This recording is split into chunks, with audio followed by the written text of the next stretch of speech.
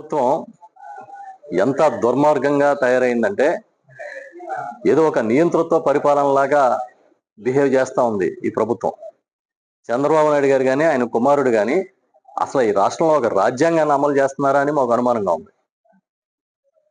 ఇవాళ గౌరవ మాజీ ముఖ్యమంత్రి గారు మా వైఎస్ఆర్ పార్టీ ప్రధాన కార్యాలయంలో ఒక పిఆర్ఓగా చీఫ్ పిఆర్ఓగా మీడియాలో చూసే ప్రధాన కార్యదర్శిగా పార్టీ ప్రధాన కార్యదర్శిగా ఉన్న పూడి శ్రీహరి గారిని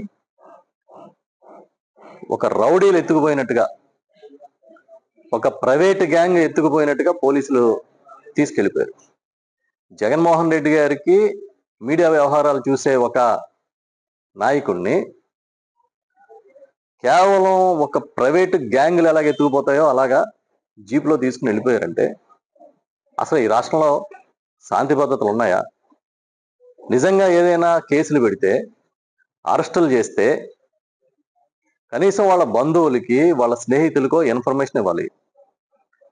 పోలీసులే కానీ వస్తే మఫ్టీలో రాకూడదు, యూనిఫామ్లో రావాలనేది సుప్రీంకోర్టు ఆర్డర్ ఉంది. ఎందుకు అరెస్ట్ చేస్తున్నారో నోటీస్ ఇచ్చి చెప్పాలి. ఇవేమీ లేకుండా జీపుల్లో వచ్చి ఒక ప్రైవేటు గ్యాంగులు మెయింటైన్ చేస్తున్నట్టుగా, అలా పోలీసులో కాదో తెలీదు, తీసుకుని ఎత్తుకుని వెళ్ళిపోయారు. పూడి శ్రీహరి చాలా సీనియరు మా పార్టీలో, అంతకుముందు గవర్నమెంట్లో చీఫ్ పిఆర్ఓగా ఉన్నారు, ఇప్పుడు పార్టీ ప్రధాన కార్యదర్శిగా మీడియా వ్యవహారాలు చూస్తున్నారు. ఆయన ఏదో సోషల్ మీడియాలో పోస్ట్ చేశారని చెప్తున్నారు. మరి ఇవాళ సోషల్ మీడియాలో మీ అధికారిక హ్యాండిల్లో, తెలుగుదేశం పార్టీ అధికారిక హ్యాండిల్లో ఎంత దుర్మార్గంగా జగన్మోహన్ రెడ్డి గారి మీద మీరు గొడ్డల పార్టీ అని రకరకాలుగా ప్రచారం చేస్తున్నారు. మేమైనా మిమ్మల్ని వెన్నుపోటు పార్టీ అని అదేమైనా పెట్టారా? దాంట్లో తెల్లారు లేచి గోబెల్స్ ప్రచారం చేసినట్టుగా తప్పుడు ప్రచారం చేసి వైఎస్ఆర్ పార్టీని, జగన్మోహన్ రెడ్డి గారిని దెబ్బతీయాలని ఏకైక లక్ష్యంతో పనిచేస్తూ మీ మీద ఎవరన్నా విమర్శ పెడితే తట్టుకోలేకుండా సోషల్ మీడియాలో ఒక పోస్టులు పెట్టారనో మరొకటి పెట్టారనో వాళ్ళని రాత్రి ఎత్తుకుపోయే కార్యక్రమాలు చేస్తూ ఉంటే అసలు ఎవరికి చెప్పాలి మేము? ఇప్పుడు ఎఫ్ఐఆర్ వేశారంటున్నారు. అది ఎఫ్ఐఆర్ దీనికి సంబంధించిందో కదా తెలియదు, ఎందుకంటే ఎఫ్ఐఆర్ లో పేరు లేదు. ఎక్కడో కుప్పంలో ఎవరో రాప్టాన్ నుంచి ఒక యాక్టివిస్ట్ని తీసుకెళ్లారు, ఆయన ఎవరో పేర్లు చెప్పారని చెప్పి తీసుకుపోయారు అంటున్నారు. ఇప్పుడు ఎవడో నేరస్తుడో లేకపోతే మరొకడో మీ పోలీసులు బాధ భరించలేక వాళ్ళతో మీరు 4 పేర్లు చెప్పించి వాళ్ళ నలుగురిని ఎత్తుకెళ్ళిపోతామనంటే అసలు ఇదేంటిది? చంద్రబాబు నాయుడు గారు మళ్ళీ నేను సీనియర్ ముఖ్యమంత్రిని, ఈ దేశంలో నా అంత కాలం ముఖ్యమంత్రిగా పనిచేసినోడు లేడంటాడు.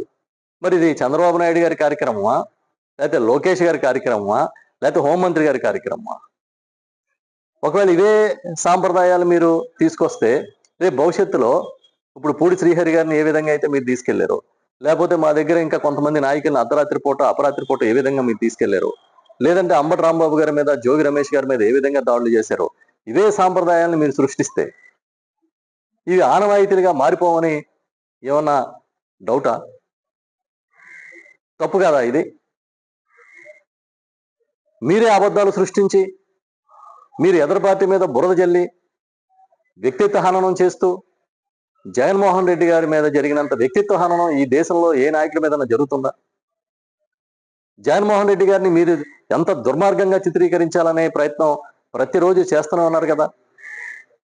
ఒక పక్క మీరు ఒక మిషన్ మోడులో వైఎస్ఆర్ పార్టీని, జగన్మోహన్ రెడ్డి గారిని దెబ్బతీసే కార్యక్రమం ప్రచారం చేస్తూ, మరో పక్క తప్పుడు కేసులు పెడుతూ, తప్పుడు విధానాలను అమలు చేస్తూ ఈ విధంగా ప్రవర్తిస్తూ ఉన్నారు. మరి డీజీపీ దీనికి ఏం సమాధానం చెప్తారని అడుగుతున్నాం మేము. అలా మీరేమన్నా ఒక ఇండియన్ సివిల్ సర్వీస్ లో పనిచేస్తా ఉన్నారా, లేకపోతే తెలుగుదేశం పార్టీ సివిల్ సర్వీస్ పనిచేస్తున్నారా? ఏంటిది? ఎటు తీసుకెళ్దాం అనుకుంటున్నారు ఈ రాష్ట్రాన్ని? లేనిపోనివన్నీ సృష్టిస్తారు. ఎవడు గొంతెత్తితే వాడు గొంతు నులిపేయడానికి ప్రయత్నం చేస్తున్నారు. It's not right. మేము మళ్ళీ చెప్తున్నాం, పూడి శ్రీహరి గారిని తక్షణమే విడుదల చేయండి. ఆయన ఎక్కడున్నారో తీసుకొచ్చి అప్పగించండి. సాక్షాత్తు జగన్మోహన్ రెడ్డి గారి కార్యాలయంలో మీడియా బాధ్యతలు చూసే నాయకుడిని, అధికారిని మీరు తీసుకెళ్లిపోతే ఇది ఎలాంటి సాంప్రదాయాన్ని మీరు సృష్టిస్తున్నారో మీరు అర్థం చేసుకోండి. మేము తీవ్రంగా ఖండిస్తున్నాం శ్రీహరి గారి అరెస్ట్ని. ఇది మంచి పద్ధతి కాదని మళ్ళీ మళ్ళీ చెప్తున్నాం.